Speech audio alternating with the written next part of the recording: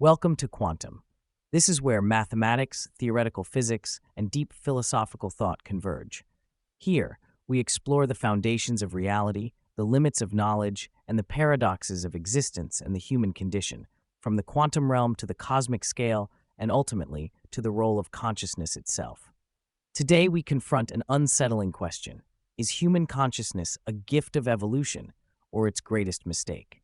The philosopher Peter Wessel Zapffe proposed a radical answer in his essay The Last Messiah. He argued that consciousness is not a triumph of nature, but a catastrophic biological overdevelopment, leading to existential dread, alienation, and despair. But what implications does this hold for humanity? The Last Messiah presents three fundamental conclusions: consciousness as a tragic overdevelopment, civilization as a mechanism of suppression, the Last Messiah as cosmic resignation. Together, these form what I call Zapffel's existential theorem, a framework in which consciousness finds no salvation from existential dread and meaning remains absent in a deterministic, indifferent universe. This presentation is structured in three key parts. Analysis of Zapffel's three conclusions. We examine these ideas in some depth. Zapffel's essay in his own words, a direct exploration of his work. A proposed loophole, an alternative vision that offers a way around Zapffel's existential theorem. Indeed, in the final section, we propose a possible escape, the hypothesis of cosmic consciousness, the self, restoring symmetry to the universe, and cosmic unconsciousness, from which consciousness itself emerges as nature's hallucination. Let's begin.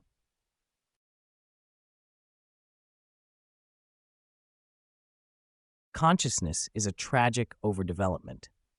Unlike other creatures, humans possess an extreme form of self-awareness, but this is not a blessing, it is a biological anomaly, a hypertrophy of catastrophic proportions. Zapffe writes that nature aimed too high and outdid itself. With this overgrown consciousness, humanity has become omnipotent over the external world, mastering science, technology, and civilization, yet defenseless against its own mind, incapable of escaping the crushing weight of existential realization.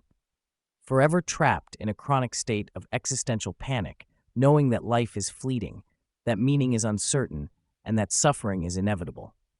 This is the paradox of consciousness. The very thing that gives us intelligence and creativity also makes us suffer.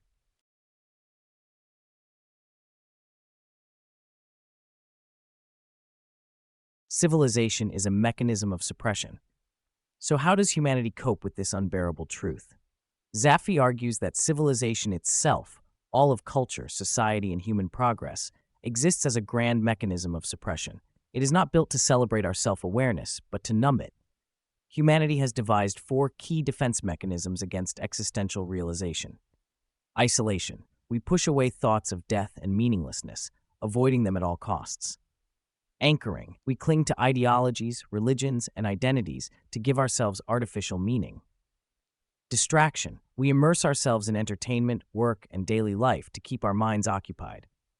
Sublimation. A few turn to art, philosophy, or science to express this crisis. Yet even this is just another means to cope.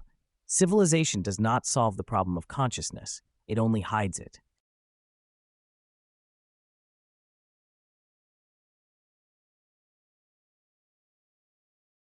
The Last Messiah and cosmic resignation.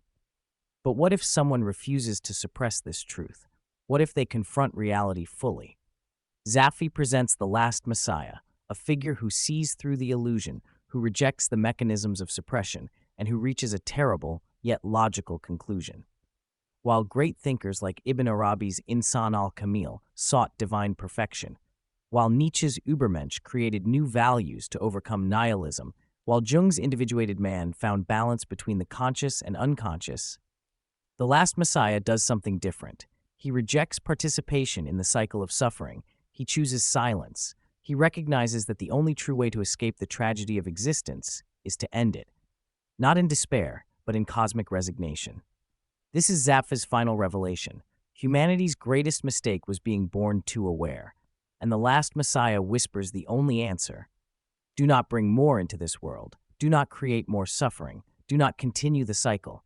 An idea both terrifying and absolute.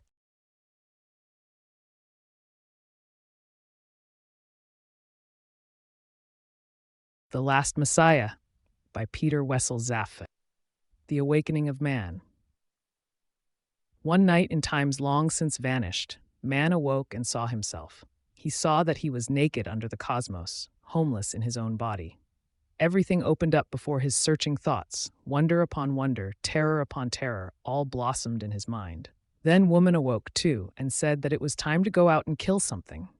And man took up his bow, fruit of the union between the soul and the hand, and went out under the stars. But when the animals came to their water hole, where he out of habit waited for them, he no longer knew the spring of the tiger in his blood, but a great psalm to the brotherhood of suffering shared by all that lives. That day he came home with empty hands, and when they found him again by the rising of the new moon, he sat dead by the water hole. The burden of consciousness. What had happened? A break in the very unity of life, a biological paradox, a monstrosity, an absurdity, a hypertrophy of the most catastrophic kind. Nature had aimed too high and outdone itself. A species had been too heavily armed. Its genius made it not only omnipotent over the outer world, but equally dangerous for itself. Its weapon was like a sword without hilt or crossguard, a two-edged blade that could cleave through anything. But whoever used the sword had to grip it by its blade and turn one of its edges against himself. In spite of its new eyes, mankind still had its roots in base matter. Its soul was woven into matter and subject to its blind laws. But at the same time, man could scrutinize matter as though it were a stranger. He could compare himself with other phenomena, uncover and categorize his own vital processes. He came to nature as an unbidden guest. Now in vain he extends his arms and prays to be united with that which created him. Nature no longer answers. It made a miracle with man, but has refused to acknowledge him since. Man has lost his citizenship in the universe. He has eaten from the tree of knowledge and has been banished from paradise. He is powerful in his world, but he curses his power because he has bought it with his soul's harmony, his innocence, his comfort in life's embrace. He stands there with his visions, betrayed by the universe, in bewilderment and angst. Animals, too, know angst under the role of thunder and the claw of the lion. But man feels angst for life itself, indeed, for his own being. Life, for animals it is to feel the play of forces, of rut and play and hunger, and at the last, to bow before necessity. Suffering in an animal is limited to itself. For men it builds itself up and spilled out into angst for the world and for life. From the moment the child embarks on his journey down the river of life, the roar of death's waterfall fills the valley, always nearer and nearer. It gnaws at the child's happiness. Man looks out over the earth, and it breathes like a great lung. When it exhales, delicate and graceful life teems out of its pores, and all the creatures stretch out their arms to the sun. But when it takes in its breath, a rustle of fragile spirits breaking sweeps through the multitudes, and their corpses lash the ground like showers of hail. Nor did man see only the number of his own days, but graveyards were exhumed to his view, and the cries of grotesquely decomposed cadavers, the anguish of sunken millennia, beat against him. Motherhood's dreams, gone again to earth. The veil of the future was torn aside, and it showed him a nightmare of endless repetitions, a senseless squandering of organic stuff. The suffering of humanity's billions passes into him through the gate of his empathy. Every event sneers at his demand for justice, the principle he holds most dear. He sees his genesis in his mother's womb. He holds out his hand and sees that it has 5 branches. Where does this accursed 5 come from, and what does that have to do with his soul? He is no longer simply at one with himself. In terror, he touches his body. This is you, and you extend so far, and no farther. He carries a meal inside himself. Yesterday, it was an animal running freely about by its own will. Now he is absorbing it, making it a part of himself. Where does he begin and where does he end? Things blend into each other in sequences of cause and effect, and everything he tries to seize and hold dissolves before his probing thoughts. Soon he sees mechanics behind everything, even behind that which he used to hold dear, his beloved's smile. There are other smiles, too, toes peeping through a torn boot. At last, the nature of things is only his own nature. Nothing exists but himself. Every road winds back to himself. The world is but a ghostly echo of his own voice. He leaps up with a shriek and wants to vomit himself onto the earth, together with his foul meal. He feels insanity approaching and tries to kill himself before he loses the power to do even that. But as he stands an instant away from death, he sees the essence of death as well, and the cosmic significance of the step he was about to take. His creative imagination shapes new, terrifying possibilities behind death's door, and he understands that there is no escape even in death. Now, at last, he can begin to trace the outlines of his cosmic situation. He is the universe's helpless prisoner. He is kept so that he can be condemned to nameless possibilities. From that moment on, he finds himself in a state of chronic panic. Such cosmic panic is basic to every human mind. The species, in this light, seems predestined to destruction, since any effort to preserve and continue life is crippled when one's undivided attention and energy is required to stave off the catastrophic pressure of one's inner being. That a species thus becomes unfit for life by reason of an overdevelopment of a single faculty is a tragedy that has befallen not only man. Some contend, for example, that a certain species of deer once walked the earth but was rendered extinct by a set of antlers that had become far too large. Mutations, after all, are blind, thrown into life without a thought to their viability in the environment. When one is depressed and anxious, the human mind is like such antlers, which in all their magnificent glory crush their bearer slowly to the ground. The mechanisms of survival. Why, then, was the human race not wiped out long ago in great raging epidemics of insanity? Why are there so few individuals who succumb to the pressure of life because their acuity reveals to them more than they can bear? A consideration of the spiritual history and present state of our species suggests the following answer. Most people manage to save themselves by artificially paring down their consciousness.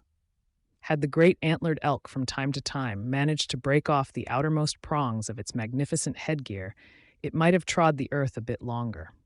In feverish, continual agony, true, but also in betrayal of its essence, its central characteristic. For from the hands of the Creator, it had received a commission to be the horned standard bearer above all the beasts of the field. What it won in continued existence, it would have lost in meaning, in existential pride. It would have been a life without hope, a march not toward confirmation of its essence, but past confirmation's ruins, a self-destructive race against the sacred will of its blood. The goal of life and life's own annihilation is common to both the giant elk and the human race. It is their tragic paradox. Faithful to its own essence, the last Cervus giganticus bore the standard of its species to the bitter end. Man saves himself and continues. Ironically, man's survival is made possible by a more or less conscious suppression of his hazardous surplus of consciousness. This suppression is, for all intents and purposes, continuous. It goes on as long as we are awake and active, and becomes a condition for social adjustment and what is popularly called healthy and normal behavior. Today's psychiatry operates under the assumption that this health and adjustment is the highest goal one can aspire to. Depression, angst, a refusal to eat, and so forth are taken without exception to be marks of a pathological condition and are treated accordingly. In many cases, however, these phenomena are indications of a deeper, more immediate experience of what life is all about, bitter fruits of the genius of the mind or emotion, which is at the root of every antibiological tendency. It is not the soul that is ill, but its defense mechanism that either fails or is abjured because it is considered, correctly, as a betrayal of man's most potent gift. All life before our eyes is, from its innermost depths to its outermost rim, spun through and through with a crisscrossing net of suppression mechanisms, and we can trace their threads in the most trivial aspects of daily life. These mechanisms are of an almost infinitely colorful variety, but it seems justifiable to indicate at any rate 4 main types, which naturally occur in all manner of combinations: isolation, attachment, diversion, and sublimation. By isolation, I mean a completely arbitrary rejection of disturbing and destructive thoughts or feelings. Fully developed and in an almost brutal form, isolation can be observed in doctors who, with an eye to their own self-protection, see only the technical side of their profession. It may also degenerate into pure vulgarity in ordinary thugs or medical students who try to exercise any sensitivity to life's tragic sides with violence.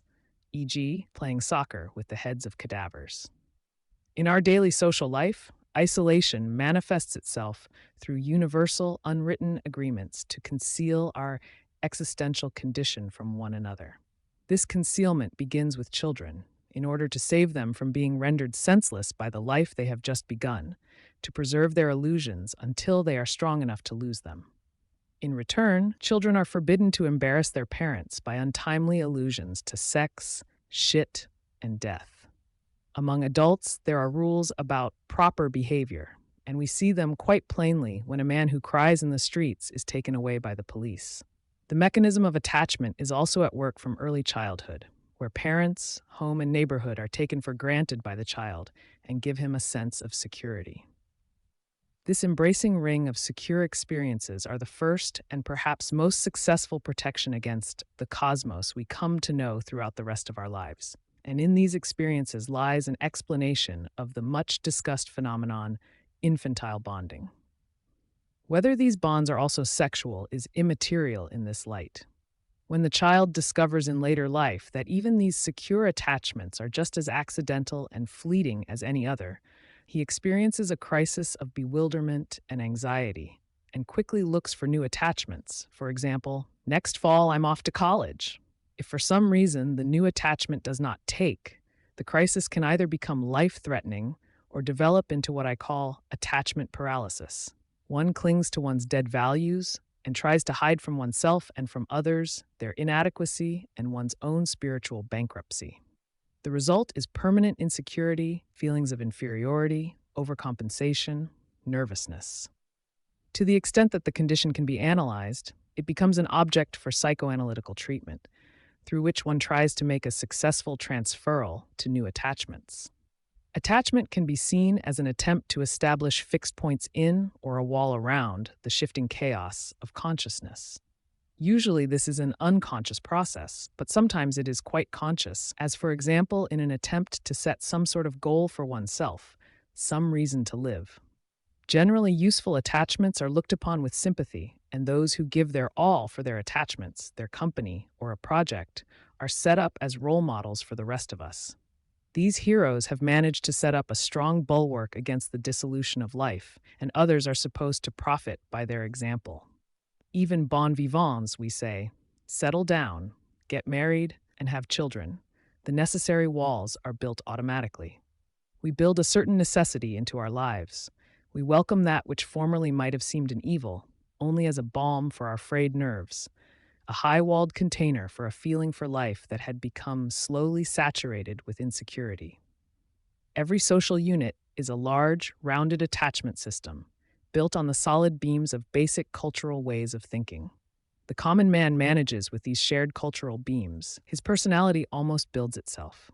Our personality has stopped developing and rests on inherited cultural foundations: God, the church, the state, morality, destiny, the laws of life, the future. The closer a norm lies to the bearing beams, the more dangerous it is to disturb it. As a rule, those close-lying norms are protected by laws and threats of punishment, the Inquisition, censorship, conservative attitudes, and so forth. The strength of any one link in a chain of norms depends either on our not seeing through its fictive nature, or on everyone's recognizing that it is a necessary norm, even though we realize that it is a fiction. An example is religious instruction in schools, which is supported even by atheists because they see no other way to compel children to act according to socially accepted norms. As soon as the link's illusory nature or needlessness is perceived by someone, they quickly try to exchange the old norms with newer. There is a saying, truths have a limited life expectancy. And this is the cause of all spiritual and cultural infighting, which together with economic competition constitutes the dynamic of world history. The lust for material goods or power is not motivated so much by the direct usefulness of wealth, since nobody can sit on more than one chair at a time or eat more than their fill.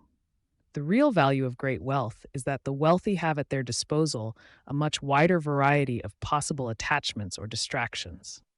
For both individual and collective attachments, a break in the norm chain precipitates a crisis that is ever more serious the closer the break is to fundamental social norms. In one's inner self, where one is protected by outer walls, crises are encountered daily, but more often minor frustrations than life threatening disasters. Here, one can still toy with attachments, flouting them with mild swearing, social drinking, vulgar behavior, and so on. But playing these games can unwittingly dig too deeply at a weak spot in one's protective walls and break a hole through into the yawning void. The situation can change in the blink of an eye from a light-hearted caper to a dance of death.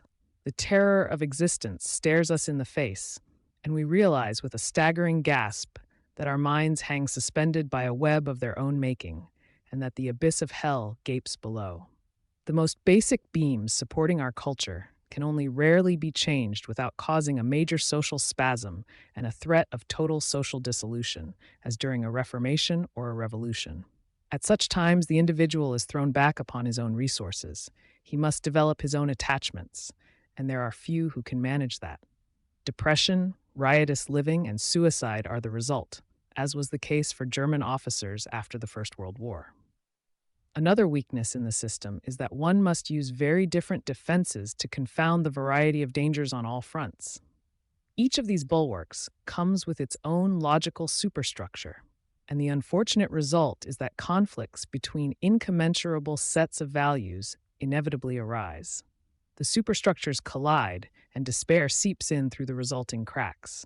Then one can be possessed of a wanton destructiveness, a lust to dismember the entire life support system, and, in gleeful terror, try to sweep away the whole mess. The terror is due to the loss of all comforting norms. The glee comes from the resulting purposeless identification and harmony with the deepest acknowledgement of our being, its biological transience, its tendency toward death. We love our attachments because they save us, but we hate them too because they hinder our sense of freedom. So when we feel strong enough, it is a pleasure to come together and bury some anachronistic value to the funerary chime of church bells. Material objects are useful as symbols here, and these ceremonies are sometimes called expressions of radicalism. When someone has slain all the attachments he could lay eyes on, he calls himself a liberated man. Diversion is a third popular defense mechanism. With diversion, we keep our field of vision within acceptable bounds by keeping it busy with a ceaseless stream of new impressions. This is a typical dodge in childhood. Without diversions, a child can't stand himself. Witness the common complaint, "Mom, there's nothing to do." A little English girl I met while she was visiting relatives in Norway used to come constantly in from her room and ask, "What's going on?" Babysitters become virtuosos at diversion. "Look, child, see? They're painting the castle." The phenomena is too well known to require further illustration. Diversion is the whole lifestyle of high society. It can be compared to an airplane, built of the earth, but able, with self-contained energy, to hold itself in the air as long as the energy is maintained. It must always be moving forward, because the air can only support it for an instant. The pilot can become lazy and secure from habit, but once the engine misfires, the crisis becomes acute. Diversion tactics are often quite conscious. We need to steadily divert our attention from ourselves because despair can lie just under the surface, in a catch of breath or a sudden sob. When all possible diversions are exhausted, we end up in a kind of spleen or peevishness. This ranges from a mild sulk to a lethal depression. Women, as a rule, seem to be more at peace with their existential situation and are more likely to calm their anxieties through diversion. In fact, a central aspect of punishment by imprisonment is that most opportunities for diversion are denied the prisoner. And there being few other means for protecting oneself against angst, prisoners are for the most part constantly on the brink of utter despair. Any measures he can find to stave off this despair are justified as an attempt to preserve life itself. For the moment he experiences his soul alone in the universe, there is nothing else to see but the categorical impossibility of existence. Pure, unadulterated despair, life panic, will probably never come to fullness, since defense mechanisms are complex, automatic, and to some extent, constantly operating. But the no man's land in proximity to despair can also be a kind of death zone, and in them life can continue only under great duress. Death always offers a way out, despite the phantoms that are supposed to lurk behind it. And since the way one feels about death changes with the circumstances, it can even come to seem a welcome escape from life in the death zone. Some people manage, in fact, to build up a proper death, ringing elegies, a glorious last stand, the whole bit as a final diversion, so there really can be fates worse than death. Newspapers with their gentle obituaries are in this case a mechanism for social suppression, for a change, since they always manage to find a soothing explanation for a death that was really due to despair. For example, it is thought that the deceased took his own life because of the sudden fall in the price of wheat on the commodities market. When a man kills himself in despair, it is an entirely natural death, resulting from spiritual causes. The modern barbarity of trying to save face for the deceased is then a horrible misunderstanding of the nature of existence. Few people can survive arbitrary, meaningless changes in their situation, whether it be a change of jobs, a change in the social life, or a change in the way they relax. Most spiritually developed people demand that these changes have a sort of continuity, direction, or progression. For them, no situation can be ultimately satisfying. They must always go a step further, gathering new information, pursuing a career, and so on. These people suffer from an ineradicable yearning to overstep limits, to demand more and more from life, a restless ambition that is never satisfied. When one's previous goal is reached, it becomes only a step to some higher goal. The goal itself, in fact, is immaterial. It is the yearning itself that is important. The absolute height of one's goal is less important than how much higher it is from where one momentarily finds oneself. It is the marginal degree of yearning that counts. The promotion from private to corporal is often more important than from lieutenant to general. Accordingly, this law of marginally increasing demands destroys any hope that progress will be satisfying. There is no end to progress. Human yearning, then, means not just longing after something, but also longing to be saved from something, wherever we are at the moment. And if we use save or salvation in its religious sense, it becomes clear that this is precisely what characterizes the religious experience. Nobody has ever managed to explain what it is they are longing after in religion, but it is quite clear what they are trying to escape from this earthly vale of tears, one's untenable existential situation. And if becoming aware of this situation is the greatest truth our souls can reach, it is also clear why religion is thought to be a fundamental need of human beings. In light of the above, however, the hope that there might be some ultimate confirmation for the existence of God seems utterly in vain. With the fourth defense mechanism, sublimation, the mode of operation is transformation rather than suppression. With creative talent or unshakable panache, one might be able to transform the very agonies of life into pleasant experiences. One takes on the evils of life with a positive attitude, which can then twist them into useful experiences. It seizes, for example, on their dramatic, heroic, lyric, or even comic aspects, and thus dissolves the terror in them. Sublimation, though, only works so long as these evils have already lost their most bitter sting, or if one manages to sublimate them before despair sinks its fingers firmly into one's mind. Mountaineers, for example, take no pleasure in gazing into the nauseating abyss below them until they have reached a nice, solid belay. Only then can they relish their exposed situation. Writers of tragedy are another example. To write a tragedy, one must first free oneself from betray the essence of tragedy, so that one can look at it in a calm, detached way, appreciating its aesthetic qualities. In writing tragedy, one has the luxury of being able to dance from one situation to another and another, steadily worse. There is really no end to the heights the writer can reach. In a way, it is quite embarrassing. The author chases his ego through a countless variety of desperate situations, watching with glee as the situation gets worse and worse, glorying, from a safe distance, in the power of consciousness to destroy itself. This article, in fact, is a classic example of sublimation. Despite his perilous subject, the present writer is not suffering at all. He is merely filling pieces of paper with words and will probably get paid for the manuscript. The limits of civilization. Is it possible for so-called primitive peoples to manage life without all these philosophical spasms and gymnastics? Is it possible for them to live in harmony with themselves in the undisturbed pleasures of work and love?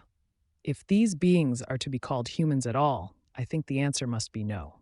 The most one could say about these children of nature is that they stand a bit nearer the beautiful biological ideal than we urbanized folk. That we have managed to save ourselves in spite of our harrowing existence is mostly due to those sides of our nature that are hardly or appropriately developed.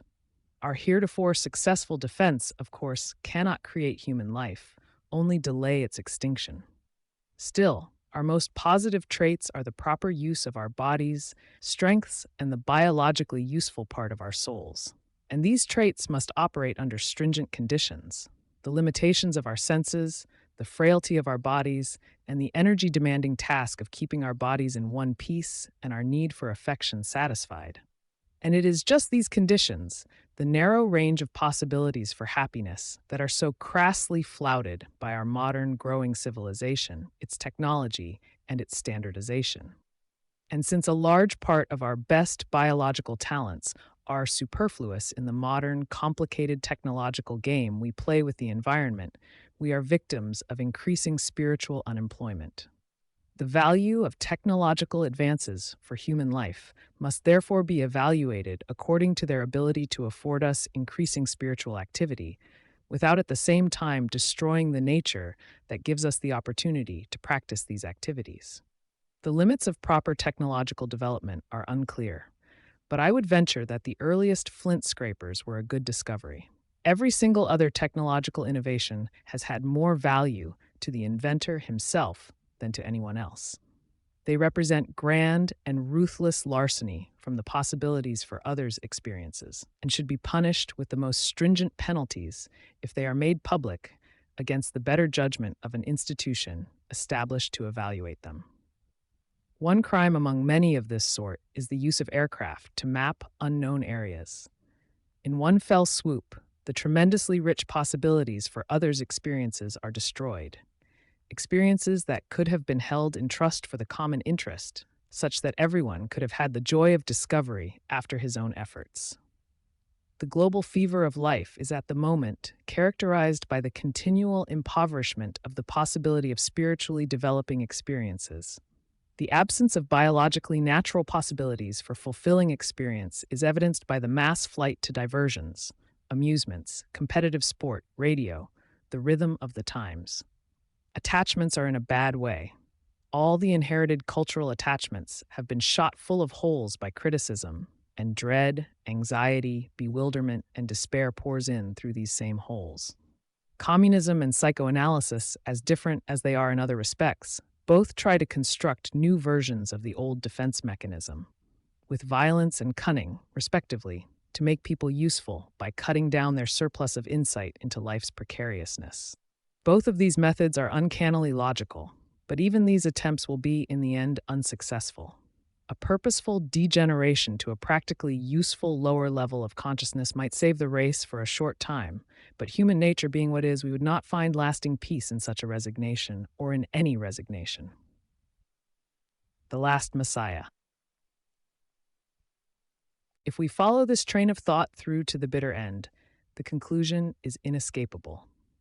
As long as humankind blunders along under the dire misconception that we are biologically preordained to conquer the earth, no alleviation of our angst for life is possible. As the number of people on the earth grows, the spiritual atmosphere will become tighter, and defense mechanisms will have to become ever more brutal. And we will continue to dream of salvation, redemption, and a new Messiah. But after many saviors have been nailed to trees and stoned to death in the marketplace, then the last Messiah will appear. A man will come forth who before all other men has dared to strip his soul naked and give himself wholly over to our most profound questioning, even to the idea of annihilation.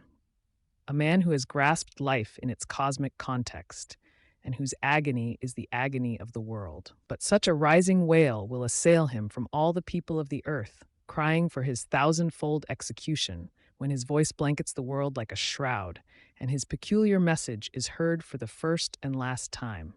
The life on many worlds is like a rushing river, but the life on this world is like a stagnant puddle and a backwater. The mark of annihilation is written on thy brow. How long will ye mill about on the edge? But there is one victory and one crown, and one salvation and one answer. Know thyself. Be unfruitful, and let there be peace on earth after thy passing. And when he has spoken these words, they will fall upon him with midwives and wet nurses at their head, and they will bury him under their fingernails. He is the last Messiah. From father to son, from son after father, he is descended from the archer at the waterhole.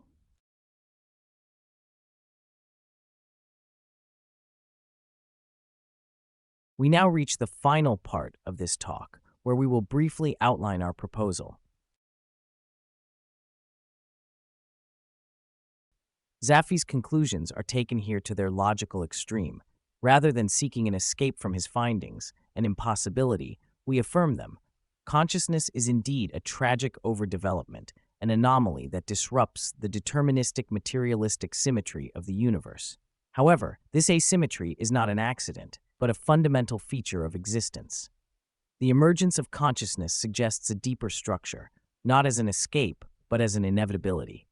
This structure consists of a cosmic consciousness, the self, which restores balance to the universe, and a cosmic unconsciousness, the vast hidden framework from which consciousness erupts into nature, just as schizophrenic hallucinations emerge from the unconscious mind into awareness. Nature, in this sense, is only a minute substructure of this larger reality of the cosmic unconscious. Thus, the ego's subjectivity, agency, and independence are not illusions, but reflections of a higher-order reality. If the selfhood of individual consciousness is but a fragment, then it follows that there exists a greater self from which it derives, one that integrates rather than fragments, restoring the symmetry consciousness has disrupted. The ego, with its sense of selfhood, is then only a projection of the cosmic self. From its own perspective, Zapffe is undeniably correct. Consciousness is trapped within its own existential angst, unable to escape. This entrapment arises from its relentless attempt to construct reality using an inherently incomplete dataset, drawn solely from the study and observation of nature and the cosmos from Earth, a vantage point that represents only a negligible fraction of the vast universe. This mechanism mirrors the way hallucinations emerge, both in the brain and in large language models, when a system is forced to generate meaning from insufficient information. In this sense, consciousness is not merely metaphorically, but genuinely, a natural hallucination. But what if this hallucination is not the final layer of reality? Just as a hallucinating person sees no way out from within their delusion, yet an external observer perceives their condition differently, there may exist, however faint, a glimpse of light beyond the confines of consciousness itself. If a higher-order consciousness exists, then from its perspective, the entrapment of human awareness may not be absolute. The same way a hallucinated individual might find a moment of clarity by shifting perspectives, so too might consciousness glimpse a path beyond its self-imposed prison. This does not negate Zapffel's insight, it confirms it.